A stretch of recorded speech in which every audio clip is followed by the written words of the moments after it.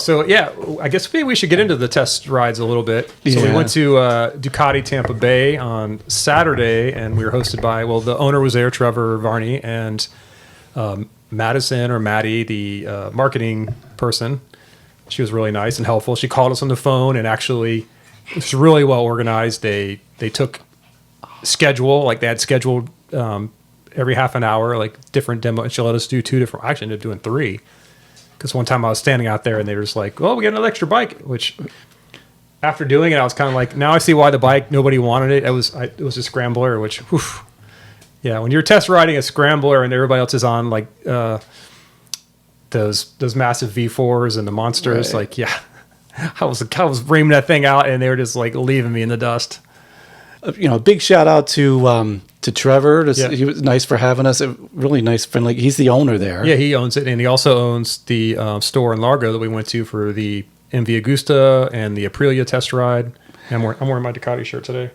Sean bought a Ducati hat, which he's got right over there. Yeah, I was gonna. That's all we could afford there, though. Honestly. I looked at the shirt prices. I was going to buy a shirt. I was like, it was kind of they're in line with Harley, right?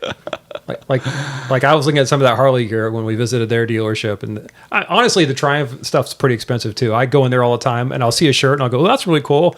$78. Okay, maybe not that cool. Yeah, these dealerships, man. Yeah, they have the high end brands. They all have high end prices. Yeah. Trevor, I guess he just put new tires on his bike. And he saw me standing. He goes, "Oh, you going on this group? Here, take my bike." And he let me ride his multi, which he put like a freaking $10,000 exhaust on. So, and I was so disappointed because I wasn't in earshot of that conversation. Yeah, I thought his bike was the demo bike for the day. So when they were like, "Oh yeah, it's your turn for the multi-strada," I was like, "I'm supposed to be on that one." Yeah, the red one's faster. Yeah, they're like, "No, you take the white one. That's Trevor's bike." So you got a nice perk there for knowing the owner. So we rode the demo day that they had set up for us. So you got to choose from 4 bikes: Multistrada, Desert X, I believe. Yeah, like John has. The smaller displacement Monster. Right. And what was the other one? Well, they had the Scrambler, and then they also had a Hypermotard. A single-cylinder Hypermotard. And the V4S I think that was what you were going to sign up for. Yeah, that's one that I was super interested in, that and the smaller Monster, just because I know the Super Mono or whatever they call it's supposed to be like super tall, but it still intrigues me because it's something different than anything I've ever ridden, really. So it's like, oh, I gotta try that. We had these options. You had to pick which one you wanted to ride. Right. You and I picked the Multistrada V4S and the Monster, yeah, the smaller displacement. And it's got some weird displacement too. It's like a 958 or something like that. Yeah, I'm not sure. I thought it was going to be the 1200 Monster. Honestly, isn't that what they normally are? So 1200. Yeah. Yeah, I guess they used to have a, anyway. I expected it to be, but it still was very fun. 937. Yeah. I mean, that's almost a liter bike anyway. And it's, what's the horsepower, does it say?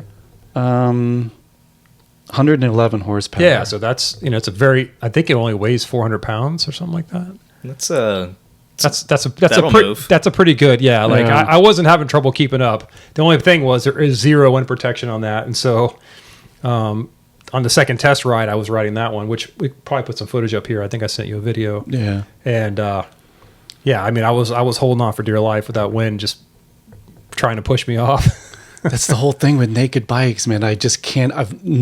Any of them, and you're a street triple guy, right? So you know this. You get a lot of wind. It's exhausting, on these things, right? Yeah, it's exhausting. I used to do it on the Bonneville, and it'd be like, oh my. Now I'm on my bike, and then when I switched to the Bonneville, when Jose loaned it to me, I was like, oh my, I don't remember being so just beating you up. Even though it's clean air or whatever, it's just so much pressure.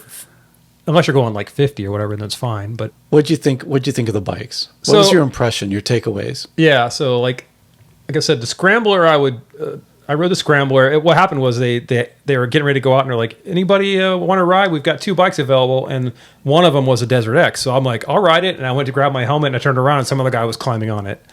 So now I already have my helmet on, and there's a Scrambler sitting there. So I'm like, oh, I'll hop on the Scrambler, which, like I said, would have been fine if I was by myself, just putting around town. But trying to keep up with all those other bikes was not very fun. It was comfortable though. It has a big flat seat on it, big banana seat or whatever. Not like the one on the Hypermotard, but And the Monster was also a lot of fun, like good power to weight ratio, and it's a light bike, easy to handle. And then I love the Multi V4. I would have bought one if I had the budget for it. It just literally was double what my bike cost. And it's not that much different than my bike. It doesn't feel any different when I'm riding I think the Multi seat's more comfortable than mine. And I still wish I had a better seat on my bike. I've done some stuff to it. But that one, it's nice and flat and it's wider, so it gives you a little more support. But other than that, Now, have you ridden one before? I rode the Multi V4 when they first debuted. They had a demo day, whatever. Well, not when they debuted. They've been around for 20 years or whatever. But I mean, when they came out with the V4S or whatever. Oh, okay, gotcha. That came out because they used to have and there was tons of used ones on the market, and I was looking at them, but I was talking to John, and they used to have that expensive valve job you'd have to do every 7,000 miles or whatever. It was like $1,200 or something. So he's like, stay away from those. So that's why I didn't get one of those. And then they came out with the V4S or whatever, and I rode it and I loved it. But then I was like, oh, it's $28,000 like for the cheap one, Right. And then they had a used one there. I guess somebody bought one and then decided they wanted a Street Fighter or something, and they turned it in. It only had like 2,000 miles on it, and they were going to make me a good deal. I think 22,000 or something. But still, I got my bike out the door for 15,500 or whatever, And it came with hard luggage and cruise control and everything you could. And my bike rips, it's super fast. Yeah, that's why the Japanese. Yeah, and my bike. If you put them side by side, and they didn't have the badges, you'd be like, which one's which? Yeah, sure. They look almost exactly the same. Yeah. Yeah, and that's where I was going with like, what's your takeaways? Because not only is the Multistrada considered like the gem of that genre. Well, Trevor, the owner, told me like that's his favorite bike to ride. He also owns the Street Fighter V4. He said, but I only ride that when I want to look cool. If I really want to just be comfortable and have fun, I just take the Multi out. Right. Yeah. Right. So, but it's nice to have that luxury. Yeah, but as far as fit and finish, the way that the dash is configured, the switch gear, the feel of the shifts, the brake feel. I thought the brake feel on that bike was probably one of its strong points to me. I mean, it's very sharp. Yeah. It felt amazing to me. Yeah. Nice soft suspension as you would expect on that style bike. You could ride 12 hours a day on that bike. Yeah, for sure. And you're in a neutral position. It doesn't have a super high screen, which you can get a higher one, I guess, but it does a good job of deflecting the wind. Right. Even being kind of lower than like what I have on my bike. So